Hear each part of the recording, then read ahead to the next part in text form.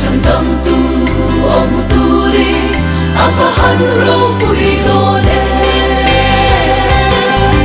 Hallelujah, hallelujah, hallelujah na pinta. Hallelujah, hallelujah, akahan ro puidone. Hallelujah kan saya ikaw proving kan saya. Hallelujah, hallelujah, kanto kang napinta. Eko verdi aragunni kasinarang kamaylo.